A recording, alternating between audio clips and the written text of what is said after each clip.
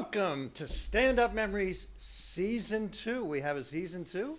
And I am with Jackie Martling. I'm Peter Bales. Here we are. There is nothing more fortifying than starting Season 2 with our tech crew hovering over the audio and sound equipment and video equipment going, I wonder what this button does. But we're off and running. Now, something happened that we talk about old comedy things and about history, Long Island and everything. And this is not this is a generic show. This is what we do here is called evergreen, which means you could play it today and you could play it in 5 years. And we want people to like it in the UK, in Norway, Wherever. in Idaho, wherever. But something happened last night that is not just, it's not a current thing because it's going to have repercussions for probably for years. And we're not at all political. And but the whole deal is what happened was a very comedic thing, for better or for worse. And I'm referring to, of course, Chris Rock insulted, quote unquote, Will Smith's wife. And Will didn't like it, and he walked up and smacked him, which is on anybody's terms horrible. And I will brag and say NBC called me up for a comment, just in case they couldn't get anybody else. I'm sure the second they did, you get pushed off the table. But I really meant that when I told her that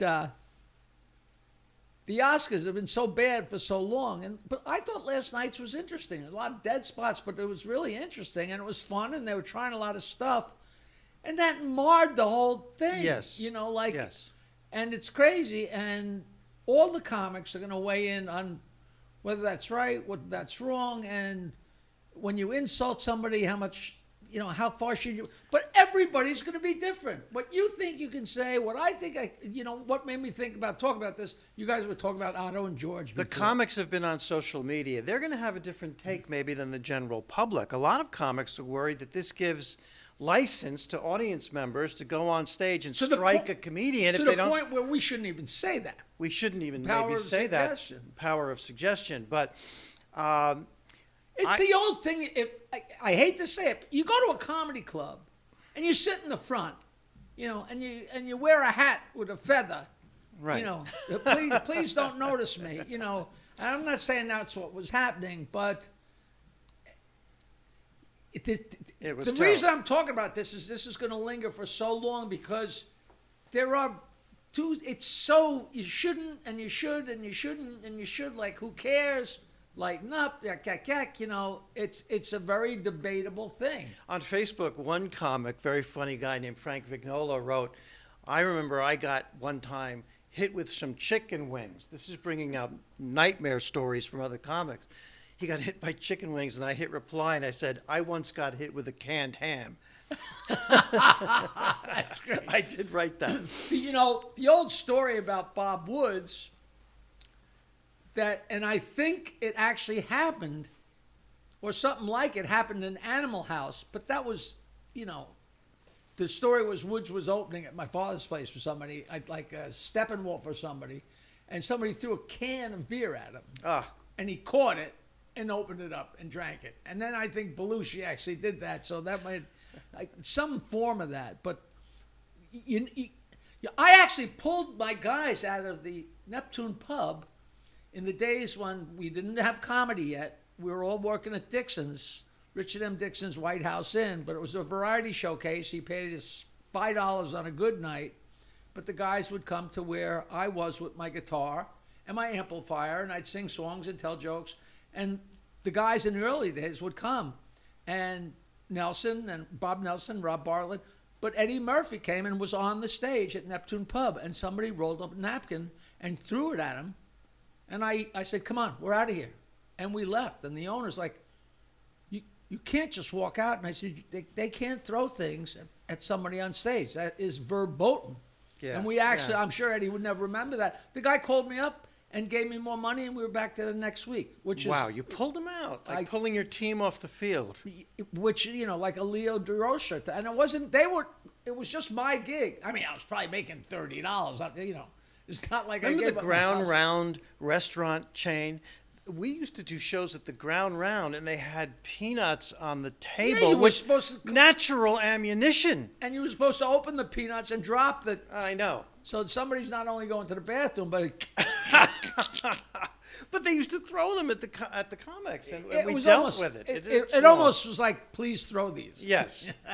Yes. I was on stage at the original Catch a Rising Star when a fight broke out. Have you ever had a actual fight, while you were performing? That happened to me. I've seen two comics have glasses thrown at them that fortunately missed. Jerry Seinfeld one time at Catch a Rising Star, and wonderful New York comic Bill McCarty in New Jersey was doing a parody of the Catholic Church, and somebody lost it and just missed him, hit the back wall. He stayed up there and continued. I don't think I ever saw any actual fights. I know Jerry Dinerstein, who is now Jerry Diner, was on stage at some little tiny club out in Suffolk that I was producing a show, and he said, hey, look at this Hell's Angel here. And the guy was going to beat the hell out of him, not for calling him a Hell's Angel, but because he wasn't a Hell's Angel. He was a member of the other motorcycle group in the area, and he was insulted. I actually hit him in the back seat of my car on the floor. He got the motorcycle gang wrong, and that was the offense. I was going to say the Pythagorean, whoever they were. But I thought that was so... It wasn't like, hey, look at this motorcycle bum. It was like, look at the wrong motorcycle bum. It's... I do know that when me and Bates were playing at the Lobster House, we had a two-man group. We played guitars at this seaside restaurant in the winter. It was horrible. Never anybody there. But they would come, and this one night we had a really decent crowd in there. It was an old Bayville place. So underneath was like 2 or 3 feet of crawl space and sand, and that's where the fuse box was. So we're playing, and the lights go out. So me and the owner, this old fat Italian guy, climb under, and we're crawling in the sand to fix the fuse box. And all of a sudden, because we're right, there's the floor. And I'm like, holy Christ, is this what it sounds like underneath a bar with, like 100 people in it? God, it sounds like a world war up there. And then when we got back up, they said, oh, man, there was a fight. There really was a fight. Well, what a story to hide the fact that you were hiding under the floor during the fight. Oh, I ran for it. You made up this whole thing about a fuse box? They did have, they used to fight in a bar we played in Lincoln Park, Detroit. The motorcycle bums in Lincoln Park, Detroit, it was like 1971. And it's like 2 or 3 years after the fact, they discovered LSD. So these hitters, these, rough and tumble, whatever we called them in those days, the grease balls, would take acid and fight. And I can still remember we're on stage playing Gimme Shelter. War, it's just a shot away. And they're beating the punches. And you had to keep playing. The owners were like, keep going, don't stop, Wow. But this all stemmed out of the whole Will Smith hitting Chris Rock. And you wonder what you're allowed to say and what you shouldn't say. And we talked a lot about, different heckles and stuff. Otto and George was this ventriloquist, and he had a bad puppet, a bad dummy named George. And he was a horrible ventriloquist. Not only that, I don't know if you remember, there was like a year or 2 that George's mouth didn't work. Right. And his I mouth remember that. would He get didn't even stuck. care. Yeah, and he would have to lean over and push the mouth closed. And then the dummy would yell at him like, I can't believe you're such a drunk that you can't get it together to get my mouth fixed. But he had a talk show. It was called Otto and George's Pig Roast. And Otto and George were Johnny Carson.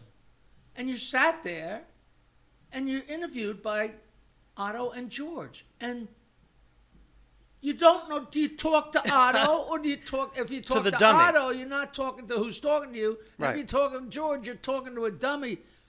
It was just funny before you even started. I did it like 3 times. It was horrible. I think they've been playing them on the web. Otto and George's pig roast. If you Google Otto and George, this was a ventriloquist and his dummy who said what you really can't say. And that's what was... most people would never even think of really saying. You can't say that. As I said, it was so bad it was good. It was springtime for Hitler. He said things nobody else would say, and it had such an appeal that people really would flock to it because you can't believe he's being that insulting. How are you doing, George? I had a date last night. How was it? Well, I went to the door, and the door opened, and there was my date. And her father said, and when he, to highlight what he was saying, his head would go up 2 inches. Like he'd go, a bit, bang, right? And he goes, and he says, and her father said, "What are your intentions?" I said, "What do you mean? What are my intentions? I want to," and he's, I want to bang her, like, and just, it's just, what are your and intentions? He did, I want to bang her. Oh God. He did ethnic insults from another time, from another century, that I'm not going to repeat now.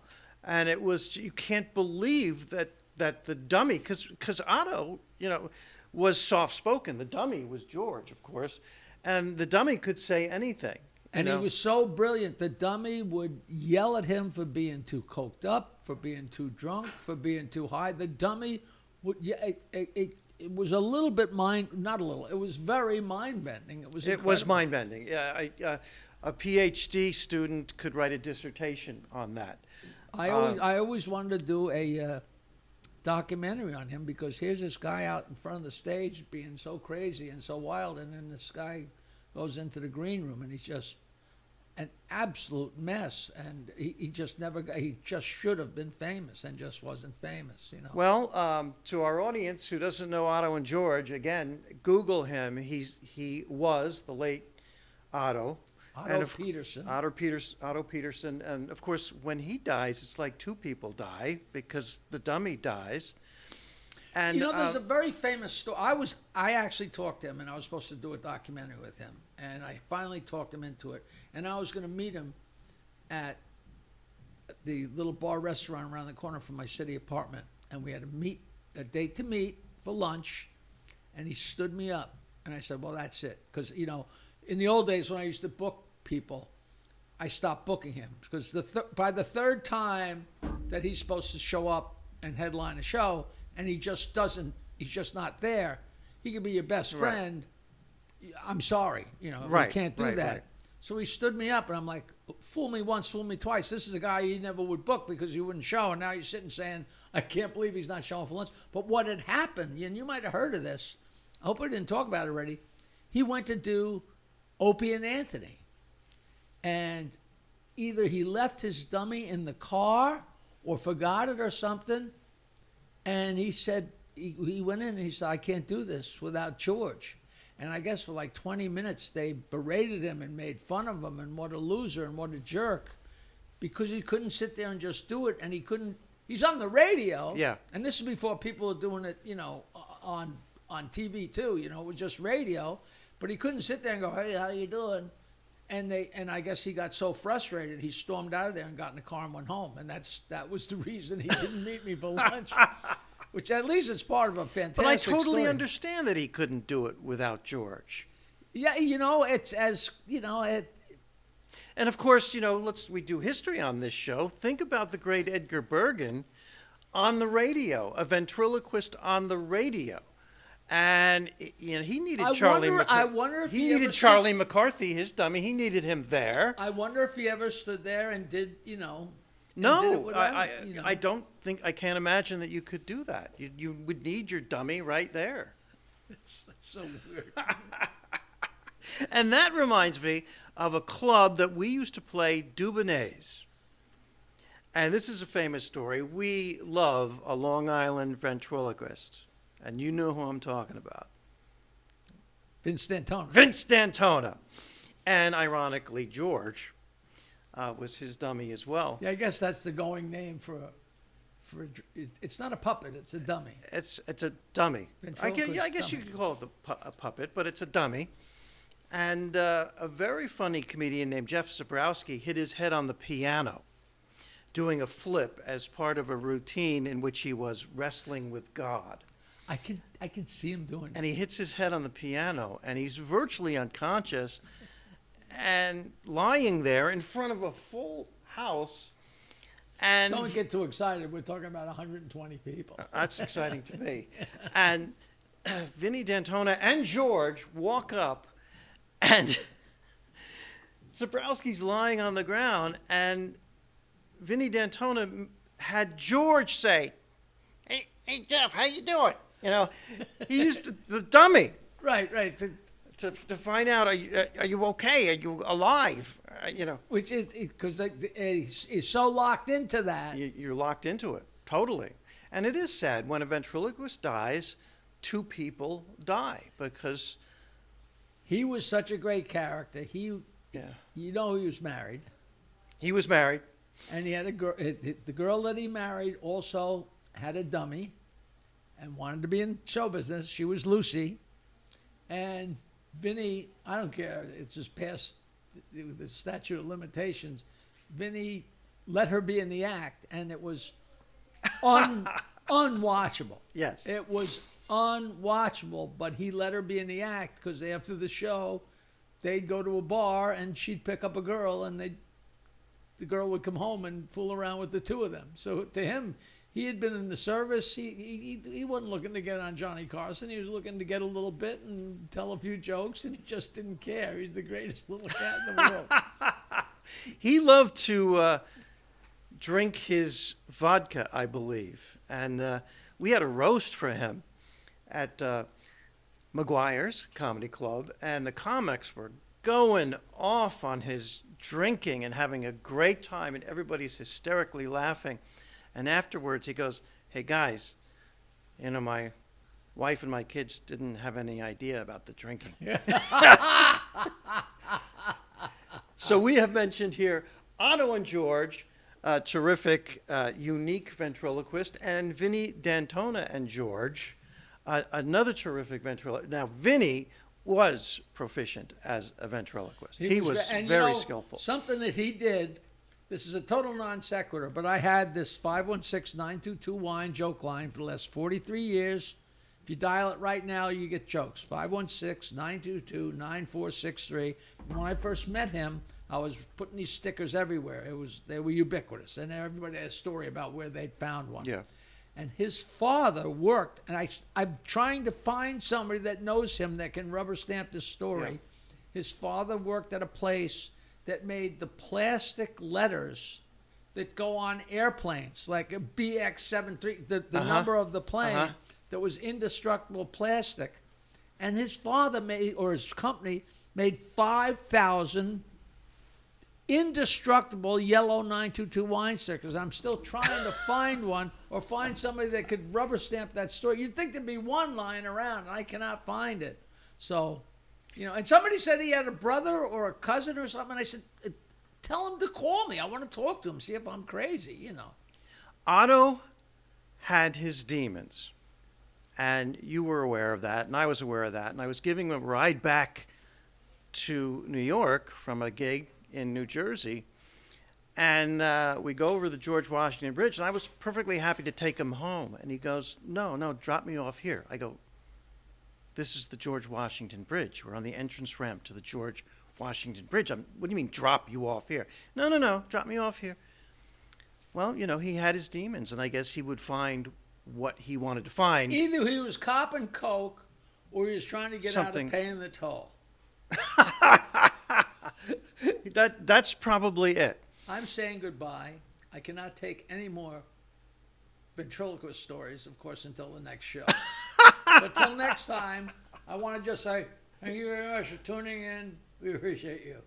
This has been fun. This has been Stand-Up Memories. This, of course, has been Jackie Martling, and I'm Peter Bales. We will be back with another terrific show. If I let you. If you let me. Hey, a new episode of Stand-Up Memories every Wednesday. How exciting is that? Starring me, Peter Bales, and right here, Jackie the Joke Man Martling. Please follow us on social media. Search it out. What is it? Me Space? MySpace, Your Space? TikTok, Instagram, Facebook. Doodah, doodah.